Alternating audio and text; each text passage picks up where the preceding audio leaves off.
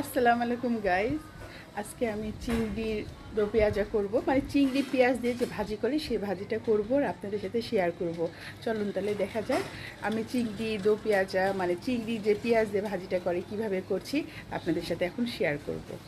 চিংড়িটা প্রথমে এইভাবে তেলের মধ্যে হলুদ আর লবণ দিয়ে ভেজে নিতে হবে, ভালো করে ভেজে আমি এটাকে উঠিয়ে নেব।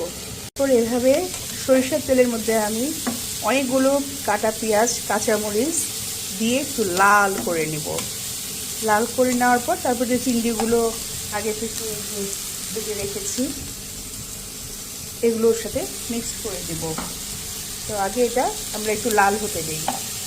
এদিকে করছি আমি পিয়ালি মাছের চচ্চড়ি। দেখেন এটা অলরেডি হয়ে গেছে। এই মাছটা খেতে অনেক মিষ্টি, আমার তো অনেক ভালো লাগে। আপনাদের কার কার ভালো লাগে অবশ্যই জানাবেন। আর এদিকে আমার পেঁয়াজটা লাল হচ্ছে, এখনও পুরোপুরি লাল হয়নি। লাল হলেই আমি চিংড়িগুলো এর মধ্যে দিয়ে দিব।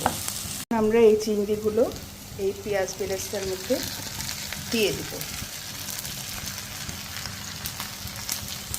দিয়ে সুন্দর করে একসাথে এভাবে নেড়ে নেব। দেখুন গাইস, অলরেডি আমার চিংড়ি ভাজি পেঁয়াজ দিয়ে হয়ে গেছে। কি সুন্দর লোভনীয় হয়েছে না? কে কে খেতে চান কমেন্টসে অবশ্যই জানাবেন, আর কার কার পছন্দ সেটা জানাতেও ভুলবেন না কিন্তু। আল্লাহ হাফেজ। সো আজকে আমার দুপুরের রান্নাগুলো কমপ্লিট করে ফেললাম। এই যে আপনাদেরকে যে দেখিয়েছিলাম চিংড়ি পেঁয়াজের ভাজি, এই যে এটা কমপ্লিট হয়ে গেছে। আর এই যে পিয়ালি মাছ, আর এই যে সাথে আছে মাসকলাইয়ের ডাল।